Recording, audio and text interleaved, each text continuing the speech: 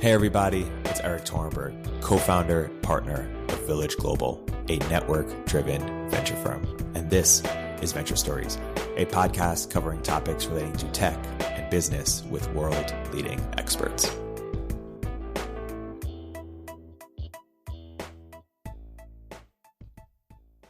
Hey everybody, welcome to another episode of Venture Stories by Village Global. I'm here today with two very special guests, Alex Danco, repeat guest at Social Capital, and Kim-Mai Cutler, partner at Initialized Capital. And the topic we're going to talk about today is housing.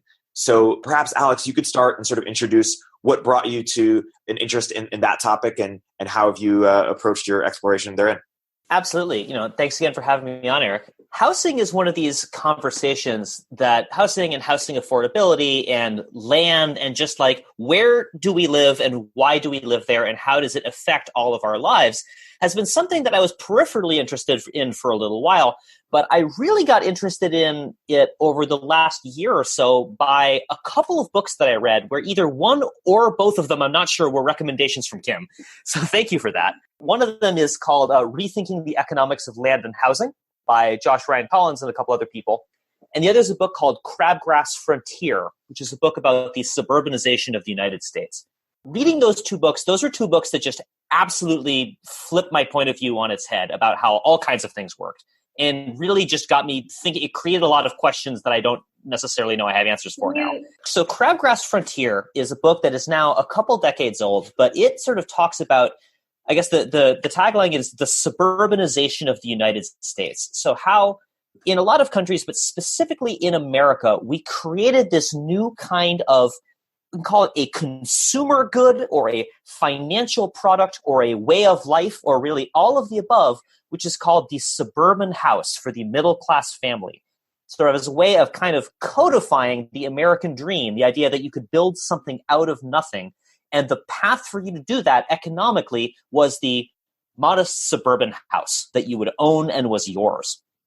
And so they're all this whole interesting history about how that came to be, both in terms of things like transportation and technology, what happened after the wars, and most importantly, what's happened in policy and economics, right? Because I think we live in this world where we have certain assumptions about the way things are and the way that housing works that are actually just completely a figment of what is the case politically. But because it's like, fish in the water and they ask each other what's water because it's just so ubiquitous, a lot of the way that housing works is like that. It's hard for us to question because we've never lived in any other way.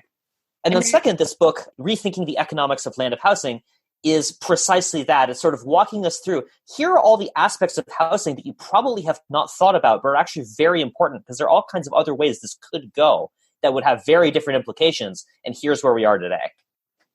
I'm third generation to Bay Area. And actually, every generation of my family that's come to the region have been immigrants who come here to seek out, a better life and get involved in the technology industry. And, when I think about when my grandfather first arrived in this part of the United States, I think California had like a sixth of the population that it has today. When my mother arrived, it had half the population it is today. And then I grew up in the South Bay. And the house that I grew up in was built the year that Steve Jobs graduated from high school. And if you look at the neighborhood that I grew up in, it actually looks largely the same as it did when Steve Jobs graduated high school, except today Apple is one of the most valuable, or is the most, I have to check the ranking every day, but it's the most valuable corporation in the world. And it's created thousands and tens of thousands of jobs. And yet the built environment in the South Bay hasn't changed substantially relative to the scale of job creation and population growth that this region has experienced. And so that's contributed to, what you see and read about in everyday news. And it literally affects every different income tier of the entire kind of labor force within the region. So, at the lowest income level, homelessness was not really a widespread phenomenon in California until the early 1980s. And then it started appearing more broadly, I would say, around 1982. And it was so new and novel and unheard of at the time that Dianne Feinstein, who is today our senator and was mayor at that time, pledged in a San Francisco Chronicle article that she would be able to end homelessness and get everyone into shelters by Christmas in 1982. Wow. And obviously that didn't happen, and it persisted and became normalized over the next 35, 37 years. And then if you go kind of up the ladder, you're looking at the working class of the Bay Area spending, a very disproportionate amount of their take-home income, if not virtually all of their take-home income on rent. And you're looking at kind of overcrowding, evictions. And then if you look more at the middle class level, if you look at California migration patterns overall, net, the state's population is still growing because births are larger than deaths. And we also have a lot of international immigration. But if you look at domestic migration, we've had negative net domestic migration for most of the years in this century, as a lot of middle-class Californians just can't afford to keep up with the cost of housing here. So they end up moving out to the Southwest or Texas or somewhere else with a lower cost of living. I don't know if you can comment on this. I saw online a statistic that may be true. I don't know if you have insight into this, which is the U-Haul index, or like the price of a U-Haul to San Jose versus from San Jose was massively skewed in the from direction. Yeah.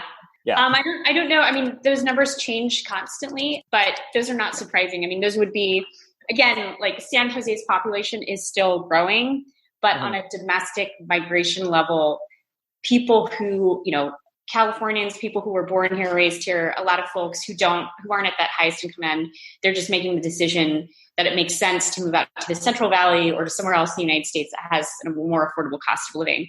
And, we are a region with some of the highest percentages of mega commuters in the entire country, which are folks commuting in from the San Joaquin Valley and Stockton, making 3-hour round trips a day just to get to work in different parts of the Bay Area. I commute from Toronto, but that's not quite the same thing. No, it's not the same.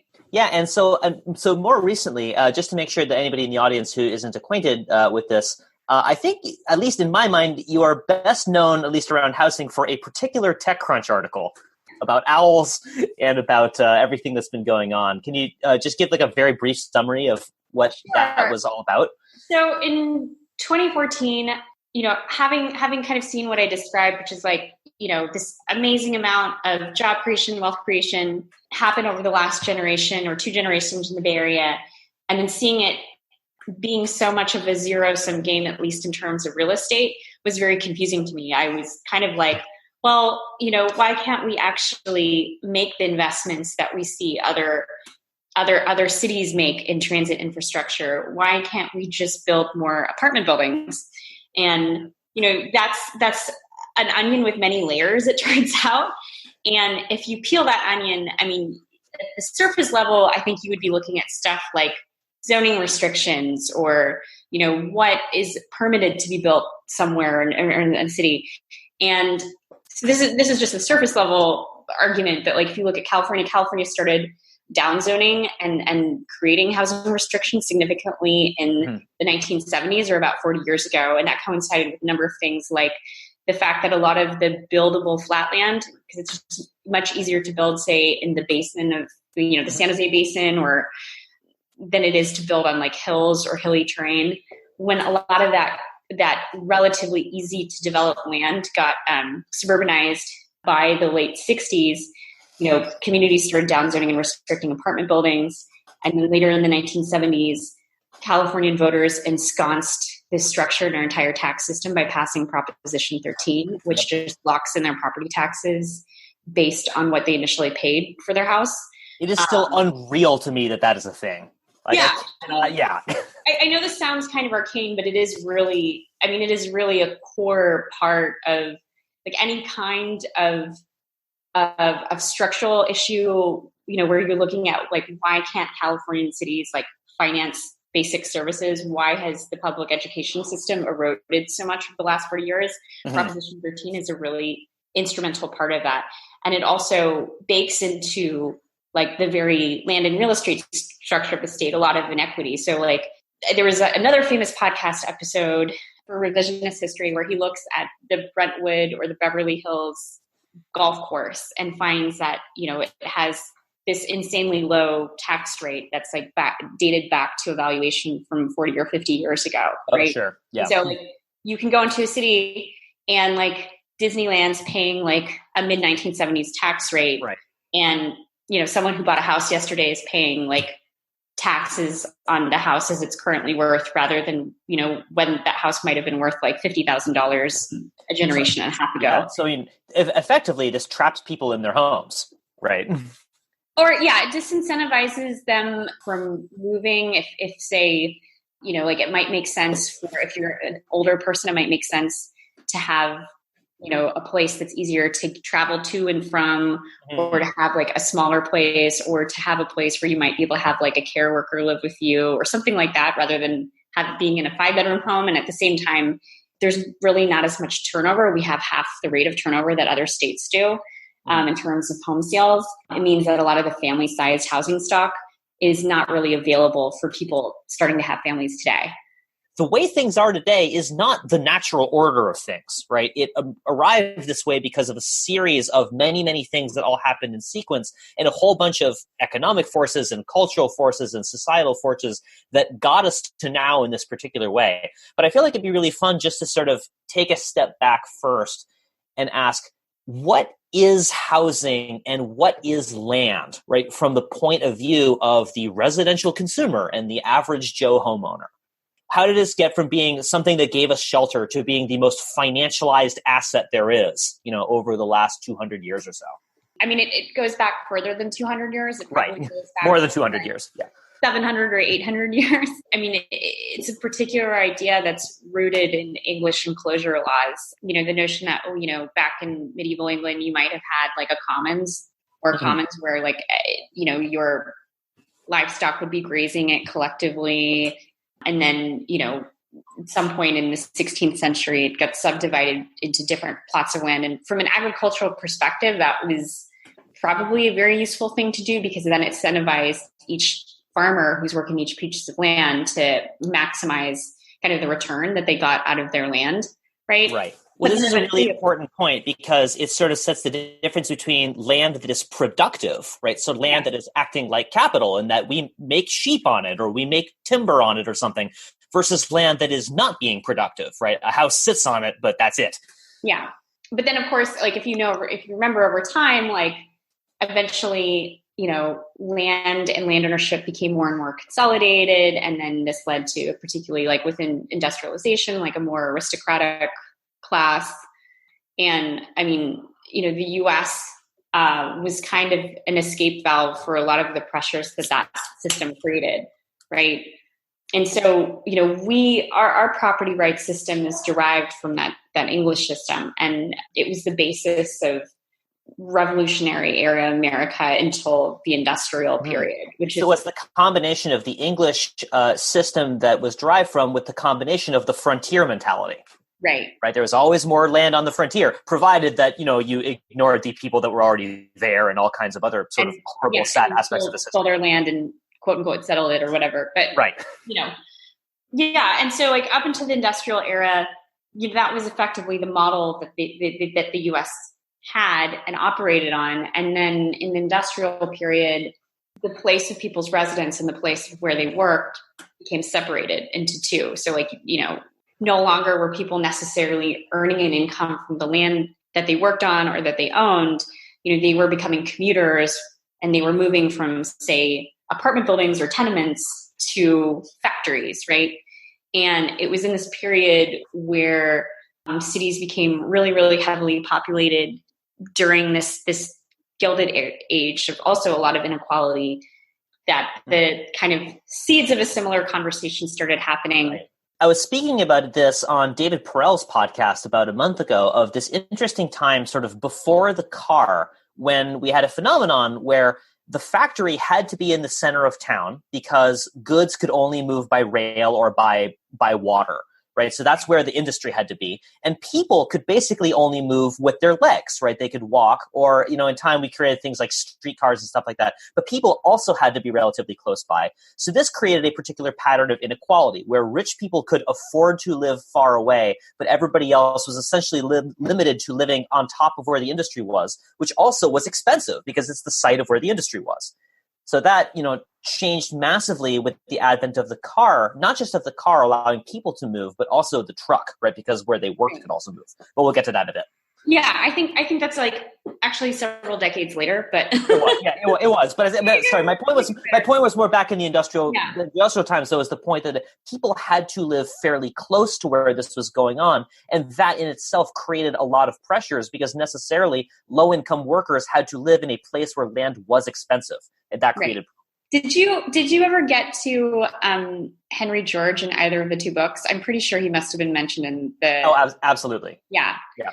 So Henry George lived in the Mission District. Oh, I didn't know that. San Francisco of the 1860s. And he showed up here I believe he showed up here, I want to say after the gold rush. I could be wrong. But like he's most famous for the period after the gold rush when he's writing in the 1860s and 1870s. But he's a journalist. He's working in the newspaper industry then and is very kind of poor, living hand to mouth. And he writes a number of essays at that time around when the Transcontinental Railroad is getting finished. And he writes this essay called What the Railroad Will Bring. Right. And he kind of points out that, once this railroad connects San Francisco to the rest of the world, it will bring a lot of prosperity and economic growth, but all of the value it's bringing is also eventually going to get priced into the land. And that's going to make it hard for people who don't own land to kind of keep up with those costs. And he kind of had this realization when he was like riding around on a horse in the Oakland Hills around that period of time, where he realized that land itself is kind of like a wedge. It, elevates those above it and it crushes those who are below it. Mm-hmm. And in some sense, like the current situation is kind of a modern phenomenon of that, which is absolutely. We bring a lot of progress, technological progress into the region, but a lot of it is just captured by rising land values, which doesn't necessarily mean more productivity or better resource allocation. It just means rents and property values are just higher and more expensive for people. Right. Who don't know. That's probably an important point to mention, which is that, why is it that land would just keep absorbing and absorbing and absorbing more of these rents, which is not something that is supposed to happen economically with capital. Yeah. Right. There's this critical distinction. This is one of the really interesting points that gets made early on in rethinking the economics of land and housing, is emphasizing this point, which is that land and capital are not the same, but we often treat them like they are. Right. So as a little refresher, right, if you think about modern economics, is based around this central idea called marginal productivity theory, which basically says if a widget factory is profitable, then we make more widget factories. And if a widget maker employee gets a good wage, then people go get more widget training. So ultimately, like if the market sees that capital of some kind is getting good return, then we go make more of it up until the point where the marginal unit of capital added is generating value in equilibrium to its cost. Now, it's like there are lots of well-documented issues and problems with marginal productivity theory about what happens when it meets the real world. But nonetheless, the basic point is important in general, which is that if the market wants, we can make more capital. Now, there's this question. Land. Well, here's the thing. Is land capital? Well, it used to be, right? It used to be that two conditions were true, right? One, the value of land was in what it produced, right? So it made crops or it made timber, so that's acting like capital. And second, there was a lot of wilderness. So you could go make more land if you wanted to, right? Its supply and availability could increase to meet market conditions. But now, right, we are in this point where we can't make any more land, right? And that land is not actually producing anything. It's just sitting there, right? We can't make any more of it, but the demand of it goes up, right? So if there's a lot of economic growth in a place and the demand for land is going up, then the rent that it can charge to its tenants just goes up. Now, again, if this were capital, we just go make more of it in order to accommodate that. And in some sense, we do actually do this in the sense that at this point, the situation with the Bay Area with tech is becoming so untenable that we are making more land in a sense by migrating a bunch of startups to places like Utah. Like that kind of is making more land. We can't make more, but we're basically, people are domestically migrating out, businesses exactly. are migrating like out. This can happen, but it's hard to do. Back to Henry George. He writes a book about his ideas called Progress and Poverty. And it is exactly about this very question that so beleaguers anyone who comes to San Francisco, which is like, how can you have a city with so much wealth and then so many people experiencing homelessness on the streets right down by Market Street, right? he publishes that book in the late 19th century. It becomes one of the most famous and widely published books of that period and generation. He eventually runs for mayor of New York, but then he dies before the election happens. And he becomes part of the vanguard of like a modern progressive movement during the Gilded Age. But, over the course of the next generation, he goes from being one of the most widely published authors in the United States to then eventually being forgotten and having his, legacy not remembered. And then we kind of fast forward into the Great Depression, right? And at that time, Franklin Delano Roosevelt is the president of the United States. And he has a very different attitude towards American cities than, say, you or I do, right? He spends a significant part of his childhood in upstate New York. He loves kind of the nature and the open air and the natural, the health and the natural beauty of that environment. And he contrasts that to the city, which is polluted and full of poverty. And he, in the midst of these kinds of considerations, thinks about a way like, how can we get back to this ideal maybe of this American agrarian period, this pre-industrial period where, people and Americans have an asset that they can, rely on and derive wealth from, even when, they're sick or in times of hardship or whatever. And a lot of this is the Jeffersonian ideal, right? The yes. idea of everyone being the master of their little unit of whatever it is they have. He thinks about this, and he gives actually an early speech about it in his initial campaign in San Francisco. I want to say maybe it was 1932.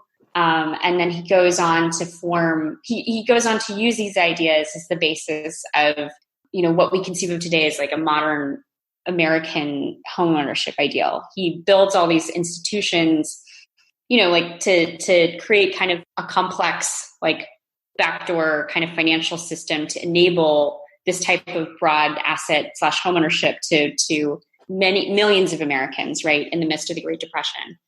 And that kind of becomes the basis of the Crabgrass Frontier book, which is letting a massive federal subsidy program that moves tens and tens of millions of Americans out of cities and into suburbs. And at the same time, it's also important to, again, emphasize that this particular set of programs is really only largely available to white American families and households. And there was actually, maybe you know more about this than I do, but I remember something interesting, a point that this book made, which is, so I think what you're hinting at is sort of the practice of redlining, which people may have heard of, which is basically these structured, formalized sets of rules that prohibited, largely like African-American people and other people from other types of communities that people, rich white people did not want moving into their neighborhoods, basically a systemic practice to deny those people from being able to get mortgages and being able to buy homes. It wasn't per se a program that would deny them, directly deny them access to finance. But what it would do was, Polk would create maps. The Homeowners Loan Corporation would create maps of different American cities, and there would be zones that were, neighborhoods that were okay for the government to back. That's right. That's right. It was supposed to be government back credit. What I remember is something like, it was like the original homeowners program actually legally was not allowed to discriminate. They just created this set of standards by which all these private lenders who then came in afterwards in the next generation basically said, we can do whatever we want because we're private, and we are going to use your redlined maps to then start discriminating pretty systemically. Yeah, so the maps basically, like the non-red parts of the maps were generally considered areas that were financially stable and quote unquote safe to lend to. And they happened to be more predominantly white neighborhoods. Right. And this is famously covered in Richard Rothstein's book, The Color of Law, which is a third book you can read. It's also a great book. It includes lots of Bay Area examples. We'll write that down. And then the red parts of the map were usually neighborhoods of color, people of color, that banks would not underwrite to because those loans were not backed by federal programs. So what that created was this racial disparity in wealth between people and households that owned homes in, the green or blue parts of the maps where federal financing enabled those property values to rise, and then like a relative lack of wealth creation in the red parts of the maps, where the lack of federal support for lending meant that those property values didn't rise or stagnated or fell even. And then in the private market, the behavior that reinforced was this idea that if you had people of color, African Americans, who wanted to buy homes in like a white neighborhood, people would start to freak out that would cause property values to drop. And so if you look at different examples of different cities, some of the behaviors that created were like people would straight up, like if an African American family tried to move into a house, like there would be protests, people would terrorize them, set things on fire. These are behaviors that even happened here in Northern California. So, this created this foundation where if you look at what kind of the modern Black and white household wealth disparity is today, like a lot of that is rooted in homeownership. So anyway, so this program enabled tens of millions of Americans to move out of cities. And so suburbs were created. The wealth of cities stagnated because so much of the middle class wealth was leaving these cities. And for a while, like I said, I mean, this, this great quote unquote expansion of land supply through the creation of the suburbs and the construction of the highway infrastructure system created, at least for white American households, an entire generation of prosperity. And in California, I would say for those particular households, it probably, it did work for a generation or two. But then, like I said, beginning in the 1970s and, 1960s and late 70s and stuff, a lot of that flat, cheaply buildable land, at least in coastal California, got filled out. And the reaction to that was to the pressure to take single family homes and turn them into apartment buildings. The response to that was just to downzone and restrict the creation of apartments and create apartment bans, which still exist today all over California. So, something interesting like that's worth highlighting. Eric, I know you love to talk about things that are like zero sum versus positive sum, and how like things that are positive sum are great. There is a point of view that you can take that a lot of the value of land, and particularly of residential land for housing, is actually negative sum. And the reason why I say negative sum is that unlike, capital or a business or something that has value in what it allows you to create, a lot of the value of residential land is in its ability to allow you to exclude.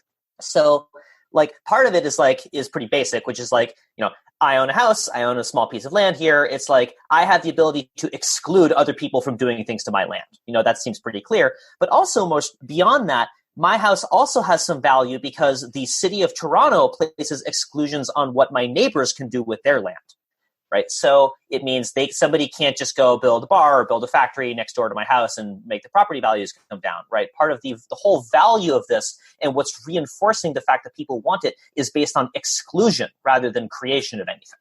Yeah, I think the other key thing to remember also is how our education system and access to good public schools is also tied up in property ownership in America. So, where you live governs where you can send your kids to school. And so via that exact habit, you're also baking in educational inequity, right? Right. Where you send your kids to school is actually just sort of conversely, it's where other people are not allowed to send their kids to your school. Correct. Is how I'd even think about that, right? It's very, very much based on exclusion. Yeah. So again, it's like part of this makes a lot of sense, which is that again, none of these sources of value are like naturally occurring, right? They come from the government and they come from the law and they come from the political system. So it makes a lot of sense that homeowners, if you give them an ounce of political say or political influence, of which they have a lot because they are the people with money, right, will do a lot of things in their power to make sure that they can have the government write policy and pass laws and create structures that will preserve their ability to keep things the way they are.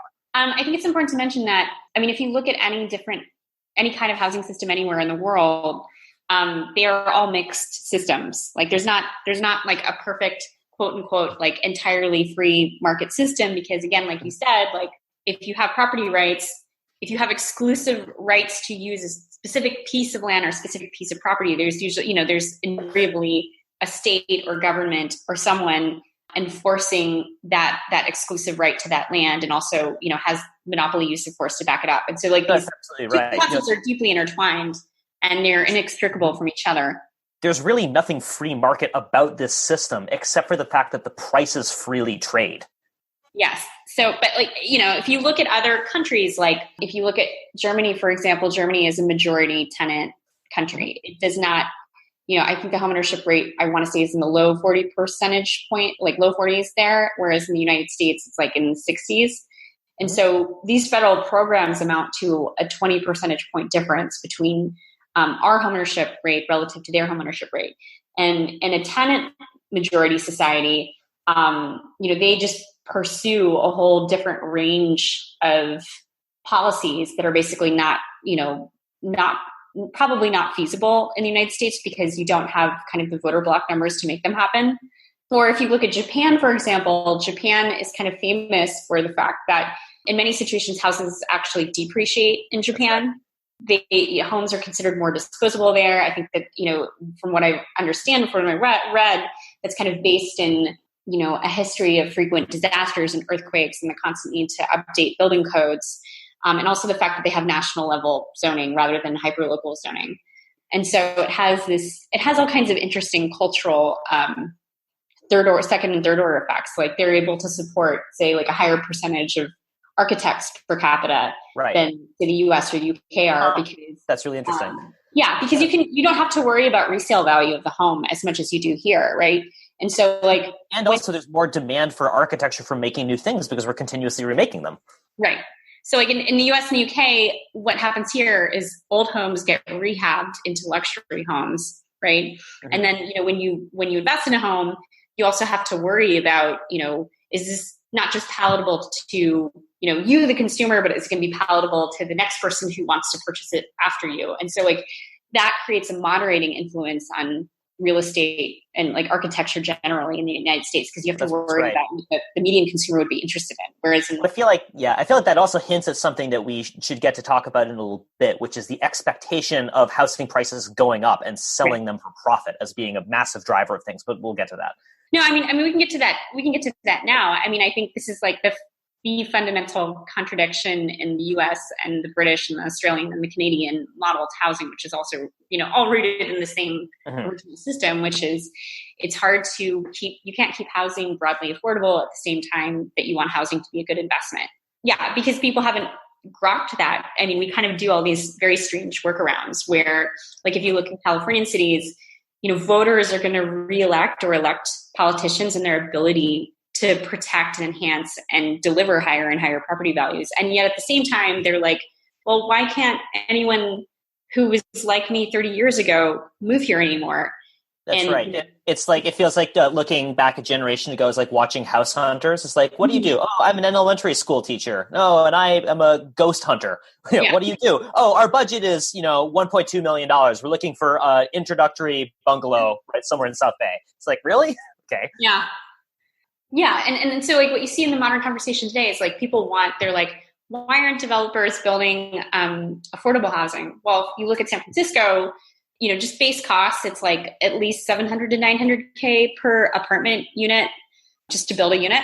And now, why are those houses so high, right? Is that because of earthquakes and because of land costs? Is it because labor is more expensive? Like, what are the drivers to that? It's all of the above. So yes, it's partially land costs. Like the land costs vary considerably depending on where you are in the cycle. So like at the beginning of the cycle, the beginning of the last cycle, they might have been, like 100K per unit. And then closer to the top of the cycle, it might have been like 250K a unit or whatever, just in land costs. Construction costs are very high. It is more expensive to build in an earthquake zone. There are extra considerations that we have to use in constructing housing here. And then, labor is also a constraint as well. In the last recession, or what happens every recession is, we lose a lot of construction workers every cycle who kind of phase out of the industry when they don't have reliable salaries or work, and then they leave. And, we weren't training a sufficient number of workers to replace them going into this cycle. And so, we have a massive labor shortage on the construction side, both in terms of who we trained and also because we're not getting the same number of immigrants who can fulfill those roles. And also because like the Bay Area's regional construction labor supply is so constrained that like a major project like Apple headquarters or the Transbay terminal, like that does have a material impact on the number of workers that are available to do any given project. And then of course, that's interesting because my impression, sort of naively walking into this, was that effectively, the demand for housing in the Bay Area is so high that if developers were allowed to build something that would house a lot of people, they would find a way to do it if they were allowed to. And the problem of not enough apartment units being built or not enough housing units being built, in a mid-rise or a high-rise or something, is not a function of contractors and supply being unable to fulfill it. It's the fact that they are not allowed to do so for various legal or community blocking. It's a relative comparison of two things. It's like, how much is the person willing to sell how much is the original landowner willing to sell the land for? How much does construction labor cost? And construction labor is a really, that is a really significant thing. So like if construction costs and labor costs are rising like 15% year over year and rents are not rising as fast as that, you might hit a situation where the land plus labor plus the fees on top of that just doesn't pencil out relative to the amount of rent that you expect to collect. If you look at the slowdown in production in the Bay Area, I would say the construction costs relative to that rental, the construction cost growth relative to the rental rate growth has also contributed to the slowdown in the last year or two. And again, like the fires are also a significant regional constraint on labor. So like when we have to build thousands of new homes or rebuild thousands of homes in Sonoma or Napa County or up in the Sierra Nevadas, like that does also take away from the local labor supply as well. So this really is this perfect storm of all kinds of problems and influences that are just all coming together onto this poor region called the Bay Area and says, well, there's basically no hope that housing will ever be affordable here again. Unless what? I mean, you have to define what you mean by affordable. Like if you're saying affordable, like every house will cost half as much, then you're saying, you're also implicitly saying, I want like an economic or real estate crash to happen so hard that houses lose 50% of their value. Mm-hmm. So, I think you have to define what you want of that outcome. Because we've tied ourselves to this particular model, like. Well, that's right. Well, it's true that we should. The other thing, which is a big factor in all this, which we've only touched on really briefly, is the fact that house prices are a price that generally we want them to go up. Right? There is something that we celebrate because homeowners, this is a major part of their wealth. Right? We've reached one of these situations where this is kind of, it is not exactly the same as the Jeffersonian ideal and FDR thinking about everyone should be an owner of something is not the same thing as everybody should be a real estate speculator. Right. Yeah, I think this is one of so going back to this question, like people want the value of housing to rise, and then they get upset if the prices of newly constructed homes are also at that level. Right. So going back to that number of 700 to 900K just to get a unit out the door, it's roughly the same cost. It's about the same cost if you want to do a market rate unit versus like a nonprofit built affordable housing unit. The nonprofit affordable unit might actually be a little bit more expensive because the cost of financing may be higher because you have to assemble financing from more different sources. So you have to use federal tax credits, state programs. And then at the local level, typically in San Francisco, if you want to build a unit of affordable housing, you still need to generally accumulate like $300,000 per unit in local subsidy on top of the federal and state programs. And so, when we talk about building a sizable number of affordable housing units, these are not small ball numbers. Like if you want to build 1,000 units, 3,000 units, 10,000, whatever, like you're getting into the hundreds of millions, if not billions of dollars pretty easily. And depending on how you look at that from a taxpayer's perspective, you could look at that and be like, well, $300,000 in local subsidy per affordable housing unit versus, like $11,000 per K through 12 student per year. Right. To send a kid to school, or $16,000 or whatever per student to send a kid to university in the state of California. Right. That's a very difficult the numbers between those two things are kind of astronomical. At the same time, you could also look at affordable housing as a kind or a form of infrastructure. And maybe the comparable is something like a bridge or a tunnel or whatever, right? And, if you build an affordable unit today, it'll probably be there for a century. And you could have like many families occupy that unit over the course of many decades and generations. This isn't quite the same thing, but there are other cities that deal with this aspect of we're spending a lot of money on something that is effectively subsidizing a lot of people's ability to live. In New York City, it's not necessarily building and operating public housing. It's the government of New York City employs a lot more people than it needs to. And part of that is deliberate as a way to say, hey, having all these people be able to keep their lives and keep their apartments and keep living in New York City is an important part of the heritage that makes this place great. And we actually do not want to throw this out. And as a result, we are willing to spend some of our large budget on this. Right? That's a choice that cities can make in order to say this is an important part of what makes the character of the place.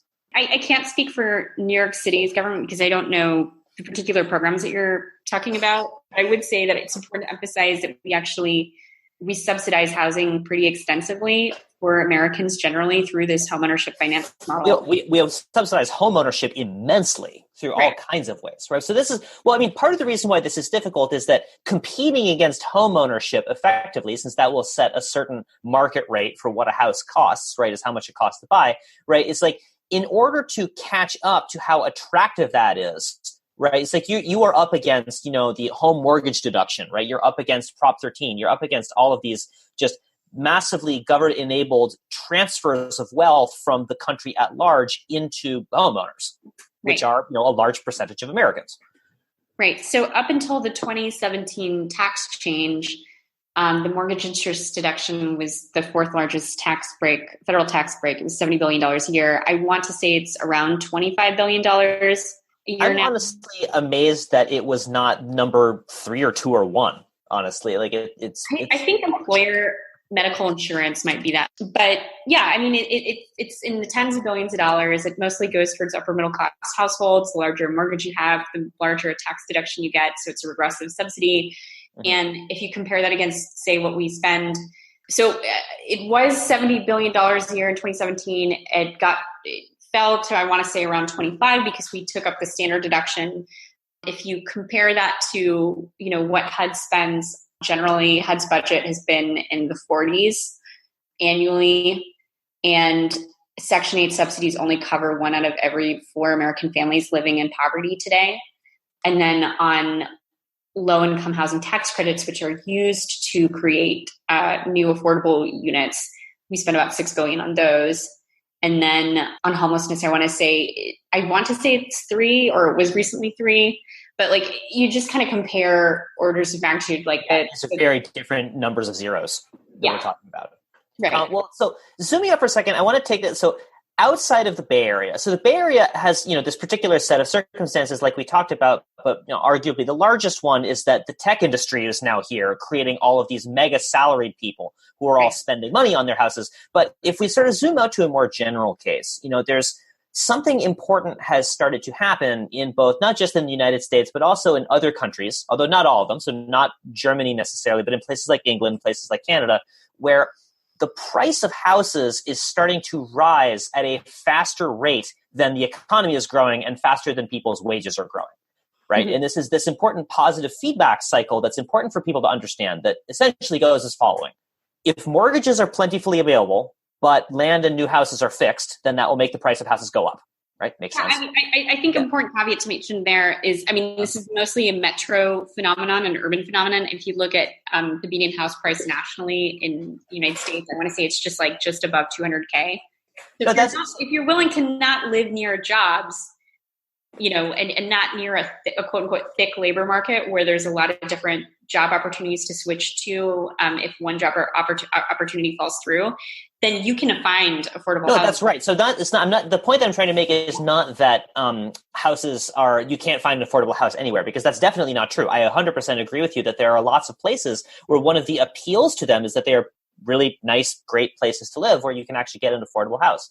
But what I wanted to go with this is just sort of this observation that the fact that houses have been turned into this asset that we speculate on has emerged in this interesting way, which is that, if there's lots of mortgages and a fixed supply of houses, right, it makes the price of houses go up.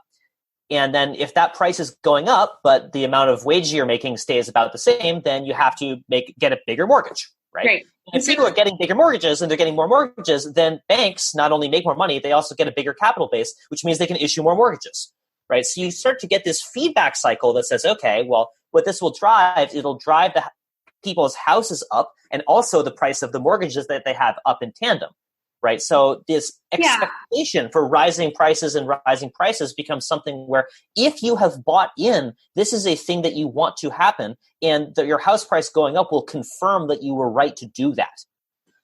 Right. I think one thing that I would emphasize in this is like the generational inequity in it, which is, like the assets of the old or the debts of the young, let's say. So like, well, not necessarily if your parents, through the wealth that they have Right. made by their house appreciating, are able to give you a down payment, right? Then that becomes just generational transfer of wealth that is codified in a particular way. Right. So like for like at a large scale, before we consider like the like inheritance issue, like it's a common phenomenon. You'll be in the Bay Area, you'll be in like a community meeting, and folks there, they might say, well, I'm middle class, or, I got in when I was like a whatever in the 1970s or 80s. Right. It's not real wealth to me. And that may be true. They may not have taken out a HELOC or a second mortgage or used it to purchase another home. And they are just totally legitimately, fixed income seniors. But at the same time, if they sold their house or if someone new wanted to move into that neighborhood, that person, the new person would have to pay, they'd have to pay 5-10x or more. Yeah. Right.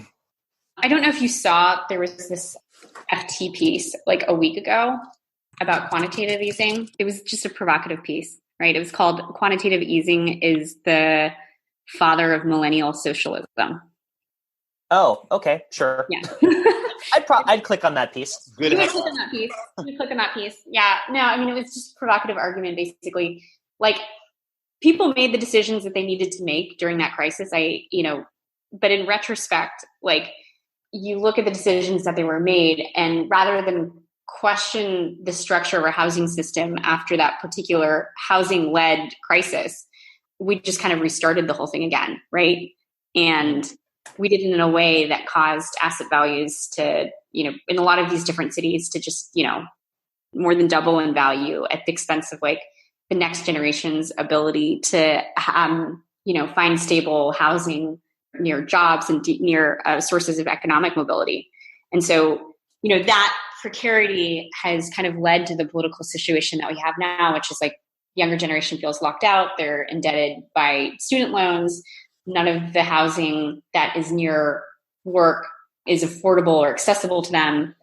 And that's fueling like a lot of the different kind of the different conversations we're having today about like, the economic model of the last generation. Right. Well, so setting aside student loans for a second, because that's an immense thing, but let's just put it on the side for a second, right? There is something interesting to contemplate, which is that if you look at sort of the millennial socialist ill will, or whatever it is that the FT called it, something interesting they do want to point out, which is that if you look at a lot of sort of the rhetoric and a lot of sort of the socialist phrases that are starting to get thrown around, and a lot of the sort of resentment that's happening, there is a particular there's a line that you hear sometimes, which is like, capitalism is theft, right? It's like, if you own things, like, that is stealing effectively from, on the one hand, people who either made the thing, labor, or B, society, who created the conditions by which you were able to get rich in a capitalist sense. Right now, we reject that argument because it's like, oh, well, if this capital is making useful things, it's because somebody built it, right? It's because you built this business, right? And that's why you deserve to have some of it.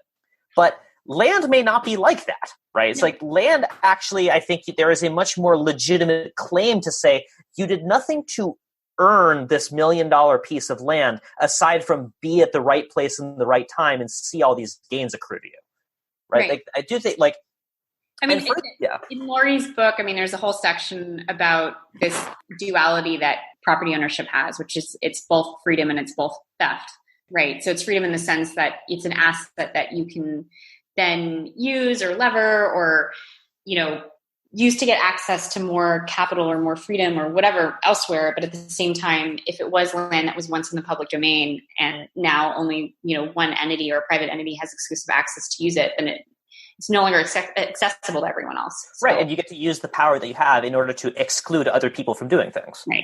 Right. So he makes an interesting point where he talks about Piketty later on in the book and saying, like, here's sort of a revision that he has as opposed to, like, are the billionaires causing all the problems, with economic immobility and inequality and things like that? And there's a point here which is say, like, hey, millennial socialists who are upset, right?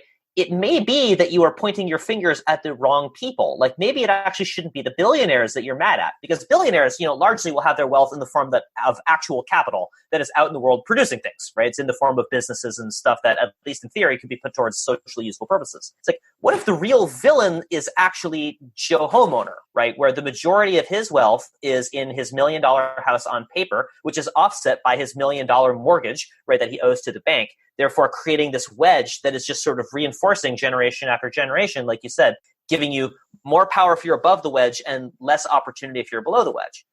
I don't know if I would go that far to then absolve all I'm not trying to absolve billionaires. I would say that land and this property question is a huge component of a lot of the stresses that we're seeing today in urban communities and cities and among younger workers who once would have had access, long-term access to these job markets and may not in the long term. Well, that's right. And again, like the frustrating thing about this is, I think a lot of the promise of housing as a source of wealth that is useful for the average Joe homeowner, like you said, like it is a source of freedom. It's like that is true, except for the fact that if you are starting out with a housing market that is very expensive, then buying into something that is expensive is not helpful to you, because having $1 million house that's offset by $1 million mortgage isn't freedom, right? It's not that at all, except for the fact that your mortgage, if everything goes well, is a source of cheap leverage that is backed up by the government. Right. That's still true, but you are not actually benefiting from it being expensive, and the land being expensive does not actually contribute anything to the economy at all. Yeah. So going back to this original, how did we get here question? I think, so I started writing about this maybe 5 years ago. And I think it is important to point out that as a political movement, there have been a lot of gains and improvements over the last 2 or 3 years. There were 15 bills passed under Jerry Brown in 2017, including one that made it possible to have a buy right process for new housing developments in cities that have, repeatedly not performed up to their housing projection standards. And so that's totally kind of changed the landscape for approving, in particular, 100% affordable housing. And that's made the process much more predictable and much faster. And then in 2018, there were another 8 bills passed, including one that gave BART and transit systems more ability to kind of control whatever is built on, their own land. Because prior to that, if you had a BART station in a city, the city would have jurisdiction over, how much housing could be built on the BART station land. And now that's not the case anymore. And so our regional transportation systems can now build transit-oriented development and transit-oriented housing all around the major stations. And then going to do tax increment financing things with that, or trying to, that's something we're going through right now. You might want to explain what tax increment financing is. Oh, sure. So, generally speaking, this is something that they do very successfully in places like Asia. And in Toronto, we are going through this struggle similarly with building transit and figuring out how to manage our own need for building lots of houses. That's actually something that we're doing very well. We get some little things wrong, but in general, we are building an enormous amount of housing units in Toronto, and it's a good thing we are. Tax increment financing is essentially hey, let's say that I want to extend the commuter railroad out to accommodate more people, and we're going to extend it out currently to a place that's just an empty field, right? How can I pay for it? Well, normally in order to issue bonds to pay for extending the train, I need to have some sort of revenues that I can, say these revenues are here, this is what I'm going to lend against, but they don't exist yet because it's a field. What I'd love to do is say, well, if I extend the train there, people will build houses there, and then that will provide property tax revenue and other things, and then that will be able to pay back our debts. I would love to be able to solve this chicken and egg problem, please. And people have tried to do this to various success. It rarely, at least in North America, it rarely works out as well as people want. And part of the reason why, at least from my understanding, is that people always want to do it to pay for things in places where people already are. And the problem with that is that, well, you're not going to get very much tax increment financing if you're just upgrading an area from city to slightly nicer city. It's yes, you'll make slightly more money, but not enough to move the needle very much. It really only works, at least here, for extending the suburbs farther out in practice. Or at least if it can be made to work elsewhere, we haven't figured out how to do it yet. Yeah, so I would kind of stress that historically, California was actually a leader in tax increment financing or in pioneering this particular, at least in the U.S., not relative to other countries. I mean, other countries obviously do an exceptional job at it, but in the U.S., California used to do a lot of tax increment financing projects. The issue was that, later in the 20th century, it started to be used for all kinds of things like pet projects of different city leaders that had nothing to do with affordable housing. And during the last recession, Jerry Brown made a decision to end, what we call tax increment financing programs at that time, which were called redevelopment, in order to stabilize public K-12 budgets. And so there is legislation this year to bring back a version of redevelopment or tax increment financing in California that is more specific to affordable housing. I want to say there's probably like 200 different pieces of legislation discussing on housing in this session. And so I think one of the things that has been remarkable to me as a participant and an observer in this process over the last 5 years, when I started doing this work, I found the whole political system to be really complicated and very intimidating. And I think I would have had a lot of the attitude that I think a lot of folks in the tech industry might have, which is like, government can't do anything. But like, having watched this process over the last 5 years and seen, the legislature consistently deliver bills that are signed into law by the governor in the world's fifth largest economy, the U.S.'s most populous state, year after year, really tackling this crisis head on. I mean, I know that we're not there yet, but I think that it's been frankly really impressive. That's great. That's really good to hear. I married into a highly governmental family, so it's been impressed upon me for the last many years of the ability for government to actually get things done. So, yeah.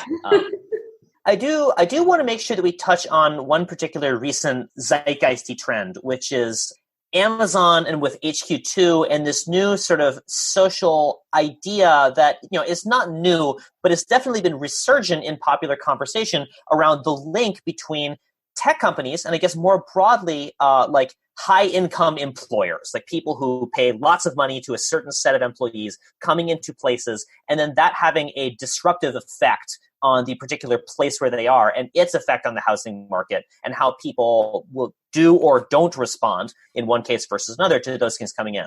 How have you thought about this whole process and what to you was surprising versus what wasn't? I'm actually curious to hear your thoughts and also Eric's. It looked like a PR disaster. True. Yeah, it looked like a PR disaster and it looked like a ploy to it was unclear what Amazon's goals were if they weren't going to do that eventually to flex its muscle. I mean, I don't know. I didn't follow super closely, so I'm just from what it looks like from the outside. But a PR disaster for Amazon or a PR disaster for New York City? Both. So Amazon definitely, and then also So Amazon looked strong. Governments looked weak, and then it looked like if Amazon's not concerned about antitrust or just being the big bad wolf, they exacerbated their issues there, and government looked like they kowtowed to Amazon and then lost and then tried to save face. Yeah. I mean, it is worth remembering that Amazon remains massively popular with regular people. I think the particular animosity in this case is not so much just an overall, so much as a very local and hyper-specific kind of reaction that I think is more a statement about, honestly, it felt to me to be more a statement about the rent is too damn high than it was a statement about Amazon is a big bad tech company who sucks. At least that was my read on the situation. Yeah. So I looked at that and actually the total outcome was totally unsurprising to me. Just what happened was what I more or less expected to happen. I think on the Amazon side, Amazon could have run a national contest, but the national contest tactic would have probably only worked with a not New York, LA, or Bay Area. That's right. It needed to work. I mean, there are cities that could have worked with where it would have been like an ego boosting thing rather than we are New York City. Imagine just picking that we're the best cities in the competition and we pick the two cities that are most commonly cast as villains. Great. Great. Yeah. And so, I mean, the contest is not something that could have worked with New York City. It just it's not, that's not a dynamic that plays into New York's sense of self, its sense of identity. And then on top of that, I think what was interesting to watch, I think when I saw some of the initial reaction from Alexandria Ocasio-Cortez, I think a lot of people who are not familiar with city politics totally misread the dynamics of that situation. I was watching a lot of other investors say like, yeah, absolutely, crazy or whatever. And I'm like, yeah, this is what it's like. Governor Cuomo's job and Ocasio's job and GNR's job, like these are totally different jobs with different goals, right? Mm-hmm. And so if you're the governor or if you're the mayor, you're responsible, you're CEO kind of, right? So you're responsible for the finances and the total book of finances, right? And so from that perspective, mayors and governors are always looking for economic development programs that can boost the revenue or tax base of the city. But on the ledge side, legislators don't, like, that's just not their job. Like their job is to be an advocate for their constituents. And it's Ocasio's job to really ask Cuomo and demand of Cuomo, like, did you actually really get the best deal you could have possibly negotiated, right? They just have different jobs. And then at the same time, if you look at the dynamics of working class workers today in American cities today, there was actually a good piece by Emily Badger in the New York Times talking about cities and the level of social mobility they offer low-skilled workers. Oh, I read that piece. Right. And in previous generations, if you were a low-skilled worker making minimum wage, cities generally would offer you, a much higher level or much higher chance of moving up into higher and higher income quintiles, or getting from minimum wage to $20 or $25 or $30 an hour or whatever. And that's kind of no longer the case. Right. It was like, it used to be that the effect of moving to the city was it would boost your income whether you were working class or rich. And now that has become segmented to only if you are an elite professional. Right. So if you pair the income question, right? So like you're a low income worker or low skilled worker, your wages are probably not going to rise. And then if you pair that with the conversation that we were having, earlier, which is about real estate values and land values, and the fact that, these jobs come in and they effectively double land values or rents, and U.S. cities are no longer sufficiently equipped or financed to create new affordable housing or even maintain the existing stock of affordable housing that they have. I mean, basically, when we've run the numbers in San Francisco, we're essentially running in place. We're able to build a small number, maybe like 200 to 400 new affordable units a year. But at the same time, old rent controlled stock that is at prices from like a generation ago is getting converted into condos, or old affordable housing units. Their deeds and their deed restrictions are getting timed out after 30, 40, 50, or 50 years. And so those older affordable housing units that are deed restricted and protected are disappearing as quickly or faster than we can replace them, at the same time that the private rental market is doubling. If you take all those things together, if you are a low-skilled worker in an American city and your wages aren't going to go up and the housing stock's going to get totally dissipated, it is in your logical interest to not necessarily be into this employer coming into the local market. And it also may be in the logical interest of anyone who's elected to represent you to also point that out and make the case to negotiate for, a more demanding agreement, right? So and here's, I guess, the part two of the question would be, how much do you think this is? So what you've described, it could essentially be applied to any large company that pays its employees lots of money. Do you think the fact that it was specifically a tech company that has both plays into the larger narrative of disruption, and also specifically is a company that has, to some extent, been cast as a villain in terms of, lots of allegations of workers being treated badly, in the popular consciousness? Like, how much is this Amazon specific versus how much is this tech specific versus how much of this generally a divide between, a professional class who, makes hundreds of thousands of dollars a year widening away from people?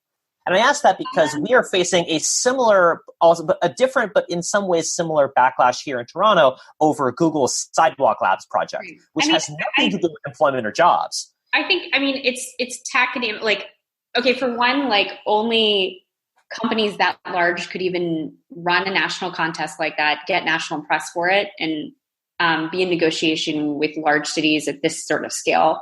So invariably, it would be a large company. Like you wouldn't talk about this in terms of like Joe startup or whatever, right? No, that's right. But it could be, I don't know, some large company that nobody's ever heard of, like McKesson or something, right? If they, maybe. I do think there was a lot of scrutiny of what was it? I can't remember all the different concession deals that were happening with auto manufacturers and with them. Sure. There was one in Wisconsin as well that was really famous for the number of. So I think, I would say it's probably tech specific. I don't know if it would necessarily be Amazon. I think in the specific case of Amazon, there was an additional interest from labor unions, and labor unions are really powerful in New York. You have to negotiate with them, and they were trying to use this deal as an avenue to start to unionize some of Amazon's workforce. And of course, the company has been notorious for not wanting to having any of its workers unionized. So you kind of had this situation where Cuomo's thinking like, hey, I can get $20, $30 billion in additional tax revenue a year because that's his job. Like his job is to boost the tax revenue base to pay for stuff that the state government needs to pay for. And then you have local reps who just, they just need to be in a position where they can question or push the deal harder. If you were a smart negotiator in that particular situation, you would have negotiated something with Cuomo, and you would have baked in like additional secret concessions that you would then like allow these other participants to claim as wins subsequently, right? That's right. Which I don't know if they did do or didn't do. It didn't seem, from my understanding, like they hired a lot of local government relations talent. But there were also different dynamics that changed in that particular election when Ocasio beat Crowley. So previous to that, from my understanding, and I'm not, a New York city or state politics person, there used to be a more moderate faction within the state legislature called the IDC, and Cuomo could govern that legislature under a world in which the numbers broke down in such a way that to get stuff passed, you needed to compromise with Republicans. And then once Ocasio swept Crowley, that basically demonstrated to a number of politicians across that whole state, in that region, that, even if they won, their seats were not safe. And so they had to tack left kind of preemptively or proactively in order to keep their seats in a subsequent election. Or even just performatively. It just sort of changed. It sort of changed the dynamics of how people had to position in the Amazon negotiation. And had that not happened, it's possible that the Cuomo deal would have gotten passed. Great. Let me ask you a question. Eric, feel free to chime in if you think here. How do you think that the deployment of more tech, so this includes, ride sharing and eventually autonomous cars, it means a better more efficiency around all sorts of transactions in the city, more software and more tech, and more of how it, the marketification of everything starts to creep around all of these aspects of living and having a house or having an apartment in cities. How does that start to shape both, the economics of who gets to live in cities and where, and the political reality going forward? So not just, like the direct, we're going to have people make lots of money and they're going to, make your rent go up, but just sort of the creeping effect of all this other technology. Where do you see that going? I don't know if I have a really specific view on that question. Mostly that I think a lot of the situations that each of the examples that you bring up, I mean, they within the context of the public system, they have different responses, right? So like within the context of rideshare, there just needs to be more transparency into how it affects the congestion, or how the way it's impacting ridership on fixed line and public transit systems. I think that anything that I would say have to be specific to like one particular type of product or one particular type of company. Sure. I mean, one sort of pet thesis that I have that I'm interested to see how this will play out over time is the thesis essentially goes that the next sort of phase of tech is going to be amazing for the suburbs and may be terrible for the downtowns of cities. So whether that has to do with driverless cars, reducing the effective distance between things, but also creating an incredible amount of induced demand and congestion, like as Peter Calthorpe calls it, zero occupancy vehicles. Right? It's like if you hate single occupancy vehicles, you're going to hate zero occupancy vehicles. But in general, I sort of wonder how much of a lot of the windfall and a lot of the consumer surplus generated by this next phase of tech and of urban tech is going to disproportionately benefit people who are not living in these very sort of expensive or very dense areas like downtowns, and in a way start to actually reverse or create this new dividend for a lot of the people in the community who honestly I most wanted to go to. So like when I think about here in Toronto, for instance, it's like we have reached this new typical sort of like rich urban city pattern where a lot of the wealthy people have moved back downtown, and there is this sort of ring of suburbs, which is where all of the first generation immigrants live. It's where a lot of the life force of the city is. It's where a lot of the new businesses are being created. That my hope is that a lot of the benefits from a lot of this tech will actually accrue specifically to those people most of all. And that actually is something that gives me a lot of hope in general. But I'm not sure, to what extent that will come to pass and in what time frame. Yeah, I mean, I think one of the again, like going back to this question of what is really public, what is really private, what is really the market, what is really the state. It's like whenever the rollout of full like level 4, level 5 autonomy happens, I mean, if cities are not really careful in how they think about road access, congestion pricing, how street patterns are designed. I mean, like in the way that we are now replicating a lot of the strange land dynamics of more than a century ago. In our current system, I worry that we would replicate a lot of the mobility mistakes of the first car wave with, Absolutely. Yeah, with subsequent waves of autonomous vehicles. Kim, we've both seen startups that are trying to create neighborhoods for self-driving cars. Without naming specific names, can you talk about what that could look like?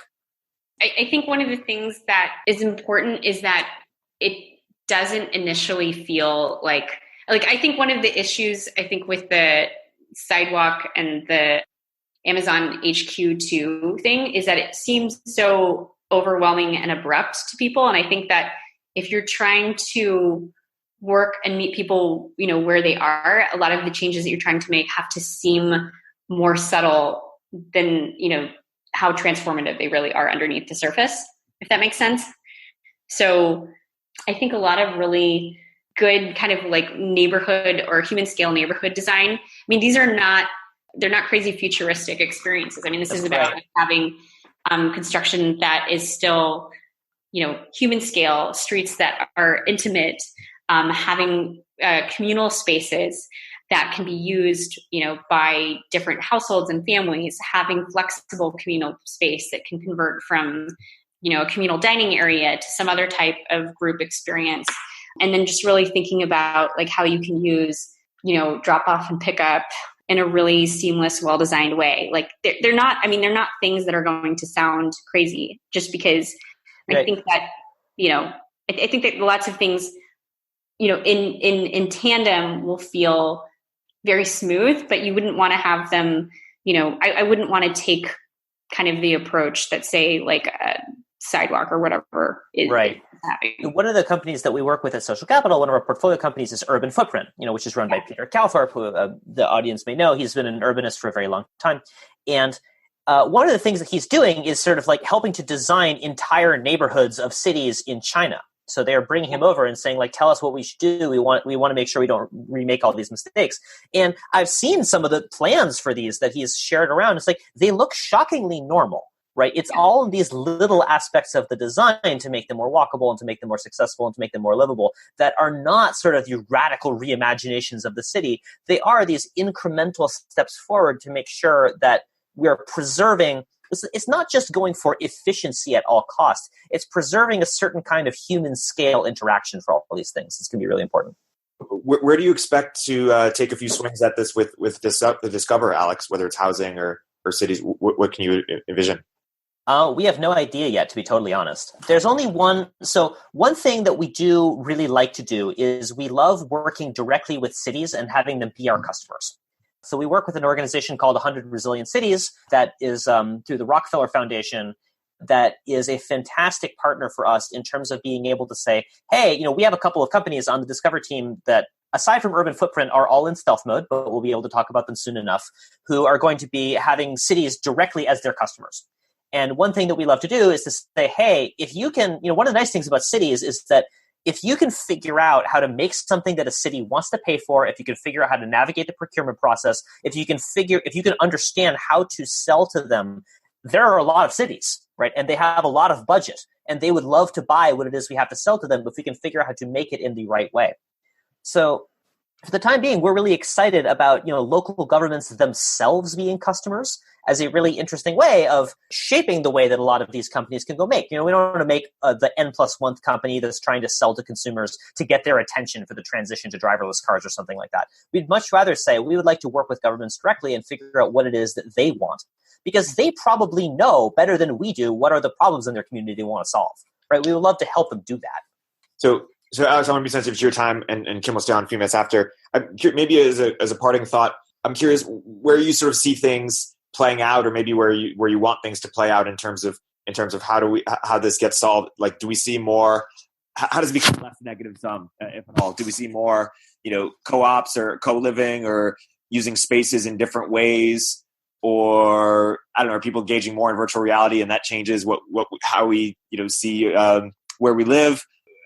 What do you think happens, or what do you want to happen? And so in all honesty, my point of view about this is that this is not a problem of technology. This is a problem of, in part about policy and in part about our attitudes towards ownership and who has the right to what. What makes all of this, in some sense negative sum, like I said before, is, the specific rights of landowners and your position as a homeowner to effectively exclude other people from doing things. So like if I am a homeowner in Atherton, and if I am using both my rights as a homeowner and my clout as a homeowner in order to block development proposals and to block the Caltrain from going through with electrification, all other things like that, it's like, well, that's something that we're going to have to come together and say, maybe this isn't something that we want, right? Maybe this is something implicit to land ownership and implicit to power that we would like to not have. Technology is not going to solve that. This is my opinion. We cannot expect technology to accomplish this. What we can expect is for people to change this. Like Kim was saying, which is that the power of government to get things done is immense when done right. And that's my personal belief, that the best thing that we can do as technologists and as investors is not try to build tech to fix the problem. It's to build tech that helps cities do well. Because when cities are doing well and when state governments are doing well, then they are more in a position to actually enact important things that they want to get done. I would much rather they implement these types of changes to solve problems around housing and land ownership, and to have them be in a position where they can do so because they are flush and because things are going well, because we've helped provide them with technology to succeed. That's my point of view on this. So there's a reason that I'm both involved in the private sector and involved in the public sector, and it's precisely because we need to do both. I think there are certain areas in which entrepreneurs can help. I mean, if you look at different approaches to modular construction or prefab housing, that could be one. If you look at different types of non-predatory shared equity mortgages that enable people to get into homeownership at a lower price point and maybe like diversifies their dependence on this single asset as the source of their wealth. On the public sector side, I mean, been heavily involved in looking at everything from creating, a new affordable housing financing in California to changing zoning regulations and permitting. And you kind of have to do both things at the same time. But like Alex said, I mean, this is really a very fundamental core cultural issue at the base of American culture, which is also derived from like the English, which is around this expectation of homeownership as the American dream. And I think it's important to emphasize the American dream wasn't originally about homeownership. The phrase originated in 1931 by a writer named James Truslow Adams. And at that time, the American dream was a dream of a dream of a land in which life should be better and richer and fuller for every man, with opportunity for each according to his ability or achievement. And he added on to that, it is not a dream of motor cars and high wages merely, but a dream of a social order in which each man and each woman shall be able to attain the fullest stature of which they are innately capable and recognized by others for what they are. And so, this language, a generation was contorted into something associated with homeownership in the 1970s and 1980s. And so I think at the base of it has to be a significant cultural change that is paired with, regulatory and policy change. And then ideally, obviously, also potentially new technologies pioneered by entrepreneurs around construction, perhaps. And so those in tandem could work to help ease some of these affordability pressures. Yeah, the other thing I would say is I think climate change is probably going to produce a significant challenge to how we think about a lot of these concepts over the next generation, right? So, 15% of households in California are in a wildland urban interface area. It's like millions of homes that are at risk of fire. Also millions, homes that are on the shore that are at risk of sea level rise. And so I think a lot of the changes in unpredictable and extreme weather events over the next generation may challenge some of these notions about the stability of, a home over multiple generations. A couple of things I wanted to dig in further. So if you could wave a wand on the policy side and make any decisions that would have the highest leverage, what might those look like? I mean, there's some, like Glenn Well, for example, is proposing sort of this concept of Harburger taxes, which changes, private property to shared ownership, where you could list your property, the property value, but then at any given time, but then you'd also be liable to sell it. I think so. Sort of radical ideas like that versus ones that are more quotidian. If you could wave a wand and change anything, what might that look like on a policy side? Well, the problem with waving a wand and immediately making a change like that, or even suggesting Glenn's idea, and I know Glenn well, is a lot of these things actually have to be phased in over like 30 or 40 or 50 years, because the changes in asset values that they would instigate probably would be too sudden or extreme. And you would have a lot of people who, might lose or have their life savings affected if you kind of implemented like a very immediate sudden change to homeownership finance. But, in the long run, I think that is this large question about like, is it a smart thing to encourage individual Americans to put so much of their wealth into a single asset and to be so highly leveraged against it? And I think that we saw 10 years ago, there are consequences to that. And there are also consequences to the way that we tried to rehabilitate that system in the affordability crisis that we see today for millennials and Gen Z going forward. So we have to figure out a way that we, can treat housing, as more of what its like core original function is, which is shelter. And then also at the same time, in order to get to that place, you have to figure out different ways and different tools that Americans can use to, save and accumulate wealth in a reliable, predictable way. Yeah. And you're excited about the idea, but it would have to, about that idea in particular, would have to phase out. Glenn's idea, like if you were to propose it realistically, like in a community, I think a lot of voters, and particularly like older voters who, are the ones with the highest propensity to turn out, would probably get very scared by that. And so it would take a lot of education so I wouldn't necessarily pick Glenn's idea, but like we both like, admirers of Henry George, and we both like, we're both into this idea that, people need to think about land wealth and housing wealth differently. But I don't know if I would, go for his taxes idea per se. Which ideas would you propose that you think are more realistic and impactful? I think that you would have to look at federal policy in terms of inverting kind of the regressive structure of homeownership subsidies. So you'd want to subsidize upper middle class homeowners for the mortgage interest deduction less, and then you'd want to increase rental Section 8 subsidies or low income housing tax credits more on the lower income side. So like making the entire federal housing system, financing system less regressive. And then on the other hand, you'd probably, you'd need to find a new different type of savings tool, like generalized savings tool that isn't homeownership for most American households. And I'm not sure what, structure that would be. But, the current system is that, we financially subsidize and encourage people to put all of their wealth into a single asset. And so, now today, if you look at the modern kind of financial system, there are other alternatives to that, but we would just need to figure out what those are. And can you sort of expand deeper into the cultural change that needs to happen and what you think needs to be true for that to occur?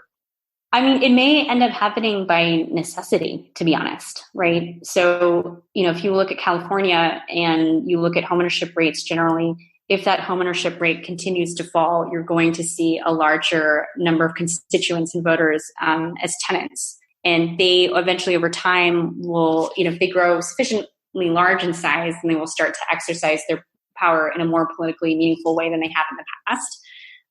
And that would change the balance of policies that favor tenants vis-a-vis homeowners and vice versa. So some of that could be, at a housing typology level, that could be like, being more open to co-housing. And I'm not talking about it in just, a millennial or Gen Z sense or like of a bunch of like 20 somethings like living together. But I'm also talking about it in the sense of like, we have an aging population.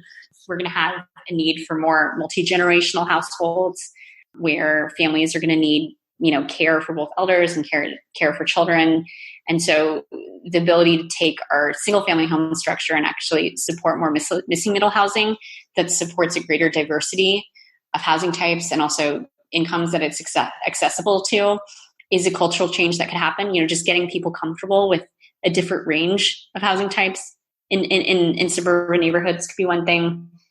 And then, like I said, with the tenant and political power question, I don't know how that's going to play out, but like there are a substantially larger number of renter households in this country today, particularly among younger generations. And so it'll be very interesting to see how they exercise political power and change legal norms around them going forward. Do you think co-living will take off as a mainstream thing? Co-living in what sense? How do you define it? I guess like startups like Common. So the one thing that I would emphasize with Common is in that particular type that you're talking about, which is like venture-backed, they're actually reviving a very old type of housing stock that used to be very powerful, very much more widely used in San Francisco and cities like New York at the turn of the century. So like a century ago, that type of housing stock, which is single room plus kitchen, single room only, and then a shared kitchen, that used to be 10% of the city's housing stock a century ago. Because we had lots of different types of workers, actually at all different income levels, from people who could access like fancy, like four seasons hotel living, all the way down through boarding houses.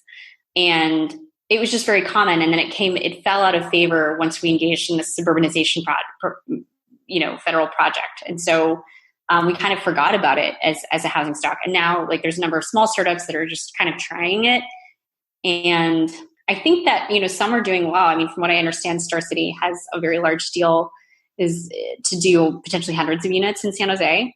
So, I mean, is it something that I could see like a certain demographic of people wanting? For sure.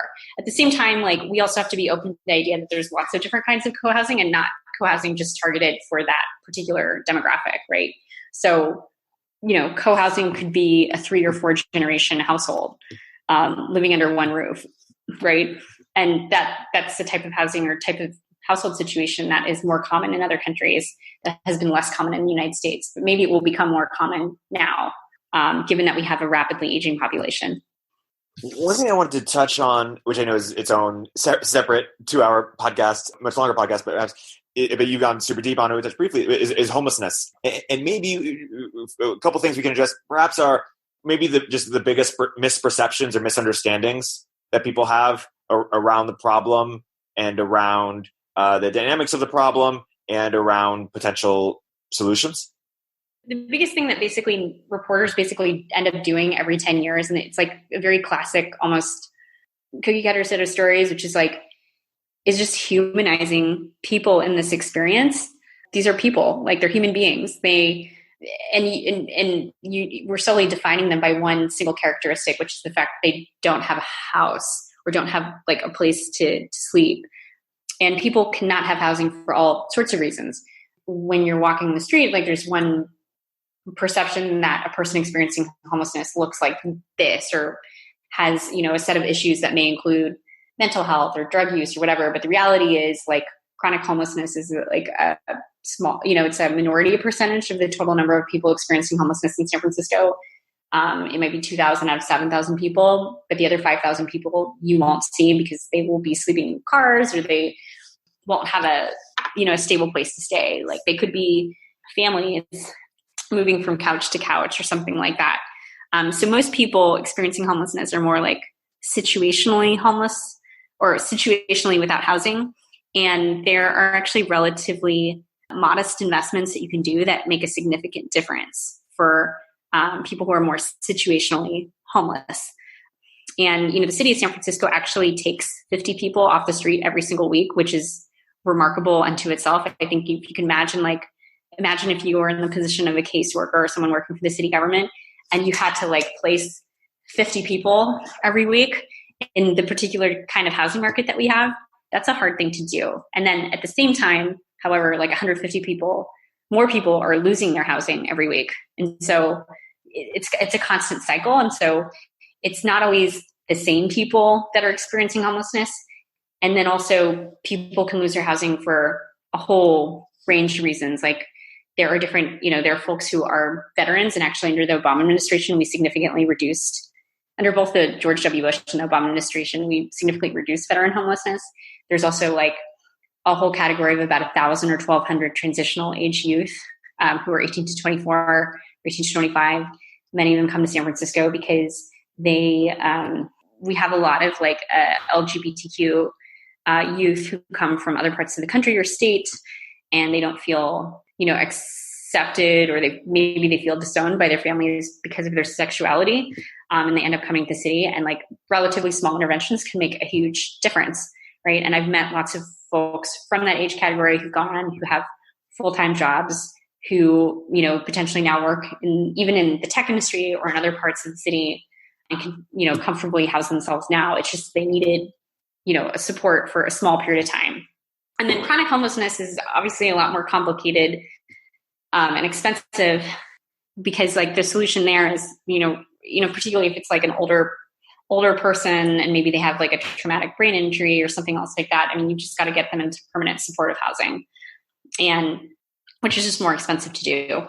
So, I mean, I think the misconceptions overall are people think it's one type of person. It's actually many different types of people, 7,000 people. And the city does have a system for placing people. It's just that it's constant.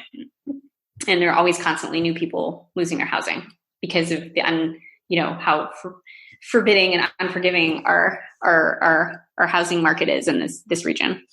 Yeah, it all ties together. And we talked about the misunderstanding of the problem. How about on the solution? Because sometimes there's this thing of, if we only allocated X billion dollars, very relatively small amount of money, it could be quote unquote solved. What do people misunderstand, or is that accurate, or are evidence of that accurate? I mean, on certain categories, it is addressable. So veteran homelessness dropped 50% from 2010 to 2018. That's pretty significant. And that happened because of a directed intervention that the federal government funded and pushed. With transitional age youth homelessness, that's actually really, really addressable. Chronic homelessness is more expensive. In terms of the overall cost, again, I think if you look overall at the United States, the U.S. government spends between $3 and $6 billion a year on homelessness, and then we're subsidizing homeownership by orders of magnitude more than that. And then if you look at San Francisco generally, if you think about our housing market, if you look at all the aggregated market value of all the residential housing units in San Francisco, I mean, they probably went up by several hundred billions of dollars since 2012. And against that, we're spending, we had been spending between $250 and $300 million a year on homelessness. It's kind of drop in the bucket relative to how much overall real estate value and rents have increased over the last 7 years. So, I mean, I think the thing that's important to emphasize is every time our housing market gets twice as expensive, it should not really be that surprising that it might also get twice as expensive to address the consequences of that for people who can't keep up with the housing market, because it costs that much more to provide them with rapid rehousing subsidies, or it costs that much more to buy land to turn into affordable housing. For the stuff that is addressable, can you sort of re-summarize the stuff that is really effective or is high leverage? And then for the stuff the city started engaging this thing called problem solving. Basically, there are small things that you can do at critical points in a person's kind of housing journey or experience that make a huge difference. So like in some cases, they'll talk to people experiencing homelessness and they'll ask like, where was the last place that you slept overnight? And then they'll realize that a family member didn't have an extra bed or couldn't afford an extra bed for them. So like the city will be like, cool, we will just buy you a bed so you can stay with your aunt or your grandma or whatever. Or, like if you start working with there's a nonprofit called Project Homeless Connect. And it's more, they don't provide housing, but they do a lot of connections to services. And there's things like just someone needs to get to a job interview the next day and their glasses broke, or they need a haircut, or they need to look presentable, or something like that. If you can have the right intervention at the right time, like that makes a huge difference for them. And then for more serious cases where there's a lot of other kind of issues at play, particularly like if you have substance issues or mental health issues, you have to kind of go towards the housing first model, which is like people need to be in stable housing before they're really able to address a lot of their other compounding issues. So, I think if you could imagine if you were in a situation where you couldn't sleep somewhere safely every night and you were worried about getting your stuff stolen or getting attacked or getting assaulted in the middle of the night while you're sleeping, I think it would be really hard to work through any kind of mental health issues. And that kind of stress would also aggravate or worsen a lot of mental health issues. This is another misconception people have, which is like people think the mental health is the precipitates the loss of housing. In many cases, the loss of housing precipitates the mental health issue. So, in that case, if you can get someone stably housed, it might take a month, several months, then they're much better positioned to address any kind of other surrounding issues.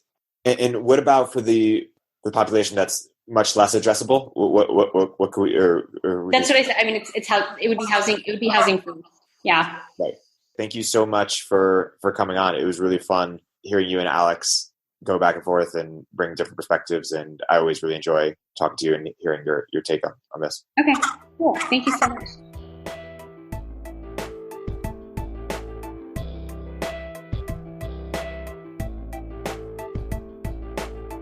If you're an early stage entrepreneur, we'd love to hear from you. Please hit us up at villageglobal.vc/network catalyst.